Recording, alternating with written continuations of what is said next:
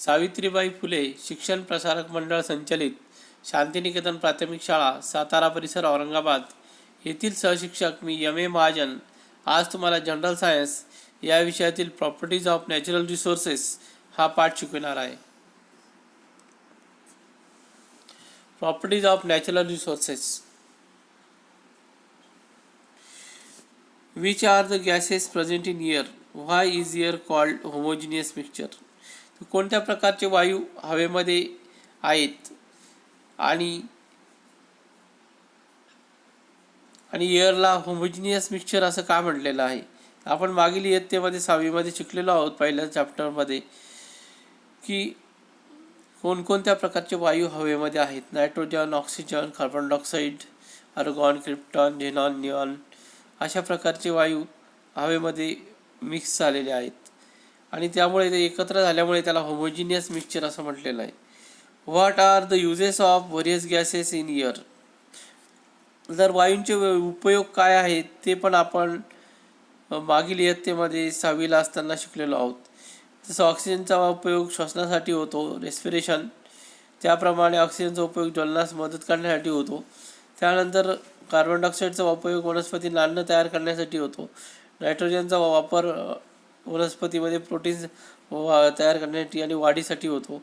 त्यानंतर असे विविध प्रकारचे वायू आहेत जे आर्गॉन, क्रिप्टॉन, झेनॉन या वायूंचा वापरसुद्धा लाईटमध्ये, फ्लॅश फोटोग्राफीसाठी वगैरे होत असतो. तर आता आपण बघणार आहोत प्रॉपर्टीज ऑफ एअर. एअर हा नॅचरल रिसोर्स आहे आणि त्याची प्रॉपर्टीज आपण बघणार आहोत. एअर इज ऑल अराउंड अस.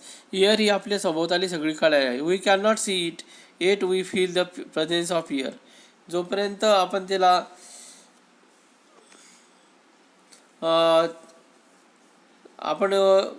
त्याला फक्त जाणवू शकतो की एअर प्रेझेंट आहे म्हणून हवेमध्ये, पण तिला आपण बघू शकत नाही. When we inhale air is taken in through the nose. तर ज्यावेळेस आपण श्वास घेतो त्यावेळेस नाकातून हवामध्ये येते. If we blow on our hand through our lips we can feel the air. जर आपण आपल्या ओठामधून जर कधी हवा हातावर मारली तर आपल्याला हवेची जाणीव होते. नंबर 1. आता ट्राय दिस. आपल्याला काही प्रयोग दिलेले आहेत ते प्रयोग करायचे आहेत. तर जसं पहिला आहे, take a stick from bottom or paper on plastic straw.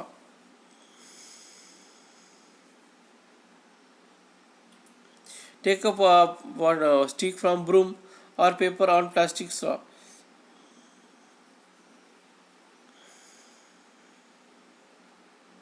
Tie a thread at its center and hang it so that it remains horizontal. तर एक स्ट्रॉ घ्या किंवा एक काडी घ्या झाडूची किंवा पेपरची काडी घ्या आणि त्याच्या मध्यभागी त्याला बांधा.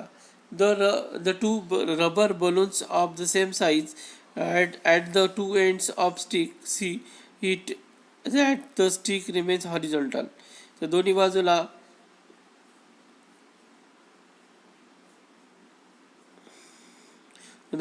बलून बांधायचे आहेत आणि हे 2 बलून बांधून त्याला ते हॉरिझॉन्टली राहील अशा प्रकारे त्याला बांधायचे. Now remove the balloon, inflate it and tie it again at its original position. आता बलून काढून घ्या आणि त्या बलूनला पुन्हा फुगवा आणि त्याला ओरिजिनल पोझिशनला बांधा. Does the stick remain horizontal. आता ती जी काडी आहे ती हॉरिझॉन्टल राहिली का आडवी राहिली का? बरोबर. The stick goes down on the side of the inflated balloon. तर जिकडं बलून फुगवलेला आहे त्या बाजूला ती काडी खाली ओळलेली दिसेल. This means that air has a weight. Air is a mixture of gases. याचा अर्थ असा होतो की हवेला वजन आहे.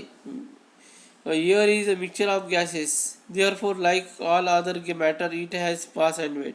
तर मग इतर वस्तू प्रमाणेच हवेला सुद्धा मास आणि वेट आहे. वजन आणि वस्तुमान आहे. आता आपल्याला दुसरा प्रयोग दिलेला आहे.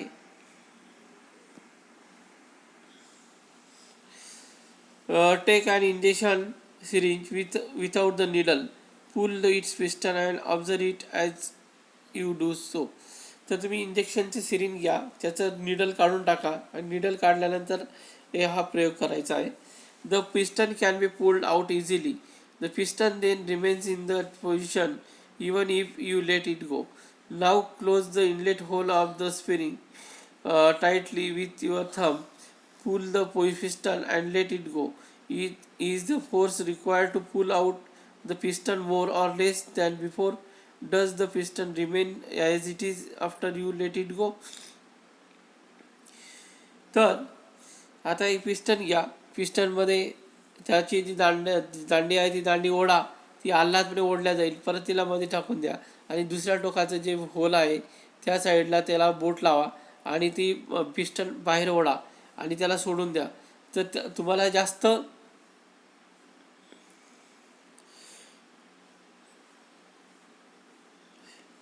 जास्त इथे फोर्स लावा लागला पिस्टन ओढण्यासाठी, परंतु तो पिस्टन पुन्हा त्याच जागी राहतो का नाही, तर तो पुन्हा त्याच्या मूळ जागी चालला जातो. तर हे असं का होतं? The molecule of the gases in the air are in constant motion. When these molecules strike a body, they create pressure on that body. This is the pressure of air that we call atmospheric pressure.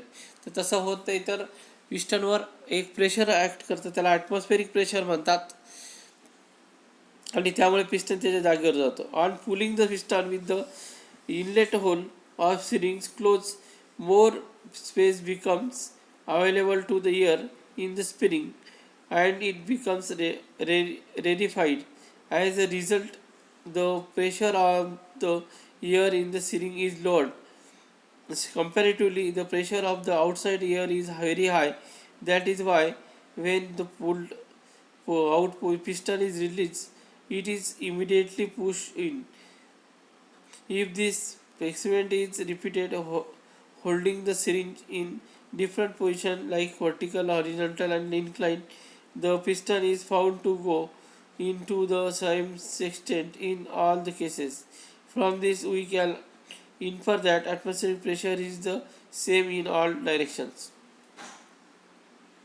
तर ज्यावेळेस आपण syringe घेतो, तर सिरिंजचं एक टोक बंद केल्यानंतर जेव्हा पिस्टन आपण पाठीमागे ओढतो, तर त्यामध्ये आतमध्ये जेव्हा त्या सिरिंजच्या आतमध्ये जी जागा निर्माण होते ती व्हॅक्यूम असते, तिथं कुठलीही हवा नसते, त्यामुळे तिथून आतमधून प्रेशर निर्माण होत नाही आणि पिस्टन हा पुन्हा तो सोडल्यानंतर त्याच्या मूळ जागी चालला जातो. कारण हवेमध्ये बाहेरून ॲटमॉस्फेरिक प्रेशर असतं आणि त्या ॲटमॉस्फेरिक प्रेशरमुळे तो पुन्हा पिस्टन आतमध्ये जो ढकलला जातो, त्याला काही न केलं तरी. तर हे सगळं यालाच म्हणतात की atmospheric pressure is same in all the directions. म्हणजे ॲटमॉस्फेरिक प्रेशर जे आहे ते सगळ्या बाजूने सारखं असतं. आता आपण पुढचा भाग बघणार आहोत. Find out is there any atmospheric pressure on the moon. चंद्रावर ॲटमॉस्फेरिक प्रेशर आहे का? तर अतिशय कमी प्रमाणात आहे. Do you know under ordinary conditions, तर under ordinary conditions atmospheric pressure at sea level is about 1,01,400 newtons per square meter. It can be measured with the help of barometer. As we go higher above the sea level, atmospheric pressure decreases. तर C लेवलला atmospheric pressure हे 1,01,400 Newton's per square metre एवढं आहे आणि C लेवलपेक्षा उंचावर गेले तर atmospheric pressure कमी होतं आणि ॲटमॉस्फेरिक प्रेशर हे बॅरोमीटरने मोजमाप केलं जातं. त्यानंतर आपण शिकणार आहोत little fun. Place a piece of cardboard on the mouth of a glass filled completely with water. Holding the cardboard firmly in place with the one hand, invert the glass quickly. Take your hand away from the cardboard. What do you see? तुम्ही एका ग्लासमध्ये पाणी घ्या आणि त्या ग्लासच्या पाणी भरलेल्या ग्लासवर cardboard ठेवा आणि त्याला उलटा करा उलटं करून तुम्ही पाहिलं तर ते कार्डबोर्ड खाली पडत नाही. असं का होतं? कारण ॲटमॉस्फेरिक प्रेशरमुळे खालून कार्डबोर्डवर ॲटमॉस्फेरिक प्रेशर असतं आणि म्हणून कार्डबोर्ड हा त्या ग्लासला चिकटलेला तुम्हाला दिसेल. आता आपली एका सायंटिस्टची माहिती दिलेली आहे बघा. द ग्रेट सायंटिस्ट इन 1726 स्वदेश scientist Daniel Bernoulli put forth the important principle that pressure of air decreases when its velocity increases, while the pressure of increases when its velocity decreases. If a body is moving through air, the air pressure decreases perpendicular to the direction of the motion, and then the air in its surrounding flows rapidly from the high pressure to the lower pressure. तर Swedish scientist Daniel बर्न्युली यांनी एक principal सांगितलं की pressure of air decreases Wien velocity increases. जेव्हा velocity increase होते तेव्हा pressure हे decrease होतं, आणि जेव्हा व्हिलॉसिटी डिक्रीज होते तेव्हा प्रेशर हे डिक्रीज होतं. तर अशा प्रकारे याच्यामध्ये रिलेशन आहे व्हिलॉसिटी आणि प्रेशरमध्ये. तर अशा प्रकारे इथे आपल्याला स्वीडिश सायंटिस्ट डॅनियल बर्नॉलचं प्रिन्सिपल आपल्याला समजलेलं आहे. तर तुम्हाला एक डॅनियल बर्नॉलचा फोटोग्राफ इंटरनेटवरून काढायचा आहे, त्याची प्रिंट काढायची आहे आणि त्याला पुस्तकामध्ये पेस्ट करायचा आहे, हा उपक्रम दिलेला आहे. तर हा तेवढं करायचा आहे. त्यानंतर आता तुम्हाला पुढचा भाग दिलेला आहे, observe and discuss. Take same water in plastic cup and hold a straw. आता बाजूच्या आकृतीत दाखवल्याप्रमाणे या आकृतीत दाखवल्याप्रमाणे एक ग्लास घ्या, त्याच्यामध्ये पाणी टाका आणि त्याच्यामध्ये स्ट्रॉ ठेवा. Small piece of another straw near the upper end of the first straw and perpendicular to that straw. Blow hard through the small piece of straw. You will see a fountain of water. Why did this happens? तर ती straw घ्या आणि त्या स्ट्रॉमध्ये पाणी आहे, त्या स्ट्रॉला तिथून फुंकर मारा आणि फुंकर मारल्यानंतर ती स्ट्रॉ काय होणार, पाणी सगळीकडे उडणार. On blowing through the straw the air at its open end is push away and hence the pressure of the air at the opening goes down. ज्यावेळेस आपण ह्या आकृतीत दाखवल्याप्रमाणे जी उभी स्ट्रॉ आहे त्या उभ्या स्ट्रॉला जर आडव्या स्ट्रॉमधून आपण जर फुंकर मारली तर त्यावरचं प्रेशर नाहीसं होतं हवेचं, आणि आतमधलं पाणी वर येतं आणि वर उडून ते सगळीकडे स्प्रिंकल होतं. तर ते सगळीकडे पाणी उडायला लागतं. तर व्हाय डिड दिस हॅपन, हे कशामुळे झालं? On blowing through the straw the air at its open end is push away and hedge pressure of the air at one opening goes down. तर अशा प्रकारे जे प्रेशर आहे एअरचं ते कमी होतं आणि कमी झाल्यामुळे ते पाणी वर चढतं आणि पाण्याची फाउंटन तयार होतं, एक कारंजा तयार होतं.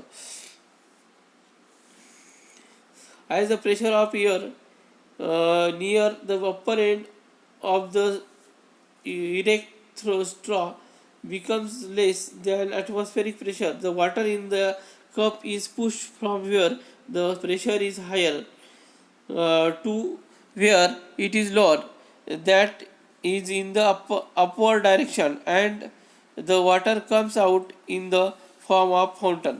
The more forcefully you blow, the higher will be the fountain. This straw fountain works in Bernoulli's principal.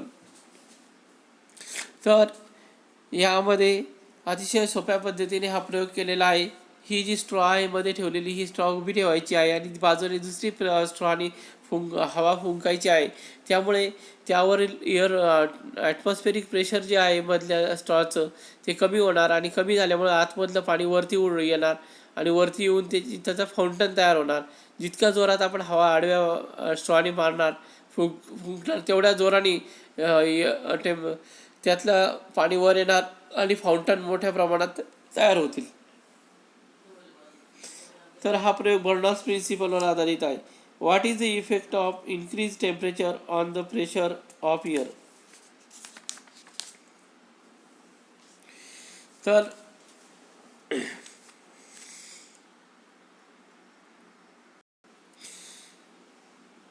When there exists a difference in the air pressure at two different places, the air starts flowing from the place of higher pressure to the place of lower pressure.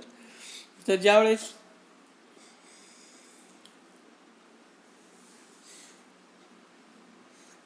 Air प्रेशरमध्ये काही फरक आपल्याला दिसून येतो त्यावेळेस दोन भागामध्ये तर तिथून हवा ही जास्त प्रेशरकडून कमी प्रेशरकडे व्हायला लागते. At such times we feel a breeze or wind blowing. आपण कधी कधी ब्रीज बघतो किंवा विंड म्हणजे हवा वाहताना लक्षात येते. Thus winds are an effect of difference in pressure. You will learn more about this in the lesson called winds in geography. तर एअर प्रेशर म्हणजे हवेचा दाब हा कशामुळे तयार होतो तर हवेचा दाब कमी झाल्यामुळे हवाही इकडून तिकडे व्हायला लागते. हे सगळं आपण जॉग्रफीमध्ये विंड्स या चॅप्टरमध्ये शिकणार आहोत. Take ice. आता एक प्रयोग दिलेला आहे बघा. तर हा प्रयोग दिलेला आहे. हा प्रयोग तुम्हाला करायचा आहे. Take ice cubes in glass up to 3/4 of its height. Now observe what happens. Did the water droplets appear on the outside of the glass? ग्लासमध्ये तुम्ही बर्फाचे तुकडे टाका. तुम्हाला का तुझ्या बर्फाच्या ग्लासच्या बाहेरच्या साईडला ड्रॉपलेट्स आहेत का, पाण्याचे थेंब तयार झालेले आहेत का, दिसतात का? तर हो, नक्कीच दिसतात. Due to the ice cubes in the glass, the air surrounding the glass cools down.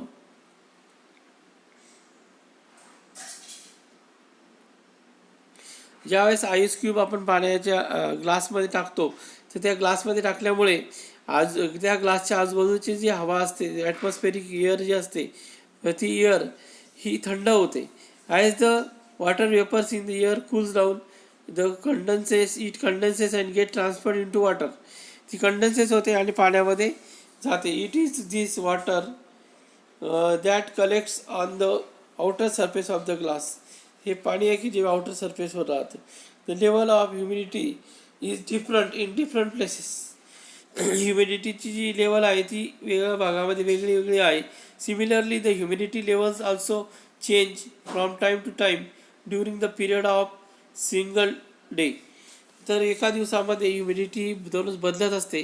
Humidity म्हणजे की पाण्यामध्ये असलेलं बाष्पाचं प्रमाण किंवा किंवा वाफेचं प्रमाण जे असतं ते बाष्प म्हणतो आपण त्याला. त्या बाष्पाचं प्रमाण हवेमध्ये जेवढं असतं त्याला आपण त्याची ह्युमिडिटी म्हणतो. The level of humidity on the air determined by its capacity to hold water vapour. म्हणजे कोणत्याही हवेची कॅपॅसिटी जी आहे, ह्युमिडिटी जी आहे, ह्युमिडिटी लेवल कशावर ओळखलं जाते तर capacity to hold water vapour म्हणजे पाण्याचे बाष्प किती ती हवा ओढून घेऊ शकते त्याच्यावर समावेश करून घेते, त्याच्यावर त्याची ह्युमिडिटी डिपेंड असते. During the night or at down when the temperature of air is low, its capacity to hold the vapor is less. At such time, the excess vapor is transformed into water droplets. This is what we call dew. तर रात्रीच्या वेळी हवा थंड होते आणि हवा थंड झाल्यामुळे एअरची बाष्प शोषून घेण्याची पात्रता कमी होते. त्यामुळे रात्रीच्या वेळीच पाण्याची थेंब तयार होतात आणि ते आपल्याला पाण्यावर दिसतात. त्याला आपण ड्यू असं म्हणतो. In the afternoon when temperature of air is high, the capacity of the air to hold the moisture also increases. तर दुपारच्या वेळेस जेव्हा पाण्याचं तापमान वाढलेलं असतं त्यावेळेस बाष्प शोषून घेण्याची पात्रता ही हवेची जास्त झालेली असते. म्हणून त्यावेळेस टेम्परेचर कमी झाल्यामुळे जास्त बाष्प शोषून घेतल्या जातं हवेमध्ये. Then compare to its full capacity to hold water, the proportion of moisture in the air is less and we feel that the air is dry. त्यावेळेस आपल्याला हवा ही कोरडी जाणवते. The proportion of water vapour in the air is high during the monsoons and in coastal areas. As a result, we feel the dampness or humidity. तर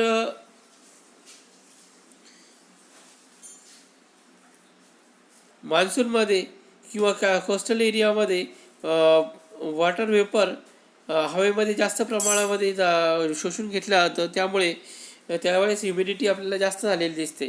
in summer we we we clothes dry quickly but in rain they do not. Why is this so? तर उन्हाळ्यामध्ये आपले कपडे लवकर सुकतात आणि पावसाळ्यामध्ये मात्र कपडे लवकर सुकत नाहीत. असं का होतं? तर हे सगळं उन्हाळ्यामध्ये हवेमध्ये टेम्परेचर जास्त असल्यामुळे त्याच्यामध्ये बाष्प शोषून घेण्याची पात्रता जास्त असते, म्हणून कपड्यामधील बाष्प हवेमध्ये शोषून घेतलं जातं उन्हाळ्यामध्ये, समरमध्ये, आणि म्हणून कपडे हे लवकर कोरडे होतात. तर पावसाळ्यामध्ये बाष्प शोषून घेण्याची क्षमता हवेमध्ये कमी असते, म्हणून कपडे हे लवकर सुकत नाही किंवा लवकर वाळत नाही.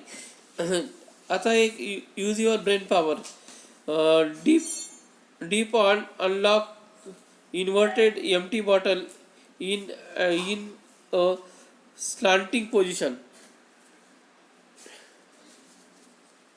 in a slanting position into the water in with container. What do you observe? तर तुम्ही एक पाण्याची बॉटल घ्या रिकामी, आणि ती रिकामी बॉटल पाण्यामध्ये एका टबमध्ये ठेवलेल्या पाण्यामध्ये बुडवा. तर काय दिसतं?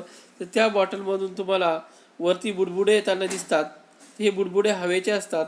म्हणजे याचा अर्थ बॉटलमध्ये हवा जागा व्यापते आणि त्यामुळे ते हवे जागा व्यापते, म्हणून त्यामध्ये पाणी जेव्हा जातं बॉटलमध्ये तर हवा बाहेर पडते, म्हणजे हवेला जागा लागते, जागा आवश्यक आहे. What change take place in balloon on filling air in it. तर बलूनमध्ये जर आपण हवा भरली तर काय बदल दिसतो? तर बलून हा फुगलेला दिसतो, त्याचा आकार हा वाढलेला दिसतो. तर त्याच्यामध्ये हवा जाऊन बसते, म्हणून त्याचा आकार वाढतो. याचा अर्थ हवेला जागा आवश्यक असते, हवेला जागा व्यापते. We come to know from the activities above that air has properties like occupying space, having certain volume, having mass and weight. म्हणजे या वरील प्रयोगावरून आपल्याला असं समजतं की हवेला व्हॉल्यूम आहे, त्याला मास आहे आणि त्याला वेट पण आहे. Air is a mixture of very fine particles of some gas, dust, smoke and moisture. हवेमध्ये डस्ट पार्टिकल आहे, वेगवेगळ्या प्रकारचे वायू आहेत, आणि मॉइश्चर आहे, बाष्प आहे. When rays of light fall on these minute particles, the particles spread the light in all directions. This nature phenomenon is called scattering of light.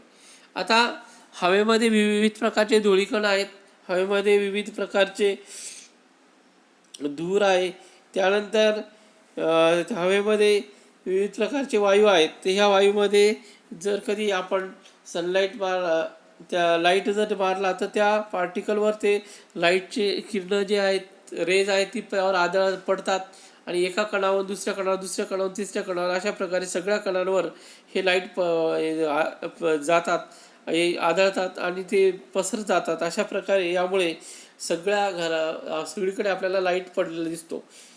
तर याला स्कॅटरिंग ऑफ लाईट असं म्हटलेलं आहे.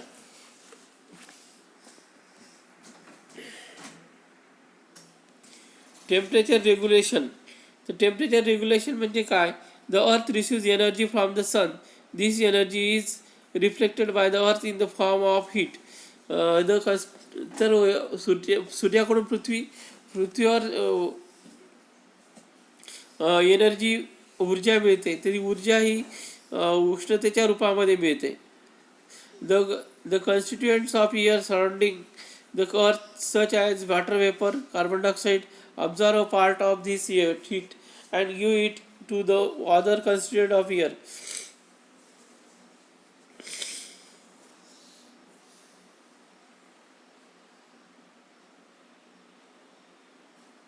तर हवेमध्ये असलेले जे घटक आहेत, जसं कार्बन डायऑक्साईड आहे, ऑक्सिजन आहे, असे विविध प्रकारचे वायू आहेत. त्यानंतर पाण्याची वाफ आहे. तर असे हे जे हे पार्ट्स आहेत ते उष्णता शोषून घेतात आणि दुसऱ्या भागांना ती उष्णता पोहोचवल्या जाते. As a result, the Earth's surface remains warm and thereby becomes suitable for the living world on the earth. म्हणजे अशा प्रकारे सगळ्या हवेच्या हवेच्या असलेल्या भागांमध्ये ही उष्णता पसरवल्या जाते आणि पूर्ण सगळीकडे वातावरणामध्ये उष्णता ही पसरते आणि अशा प्रकारे सजीवसृष्टी आपल्याला चालू जिवंत राहू शकते. तर if there were no air on the earth the average temperature of earth surface would have been very low. जर कधी हवा नसेल पृथ्वीवर तर टेम्परेचर जे आहे ते टेम्परेचर अतिशय कमी झालं असतं पृथ्वीवरचं. Transmission of sound. आता ट्रान्समिशन ऑफ साऊंडविषयी आपण बघणार आहोत. All the sounds that we hear reach us through surrounding ear. आपल्याला जो आवाज ऐकायला येतो तर तो फक्त सभोवताली असलेल्या हवेमुळे ऐकायला येतो.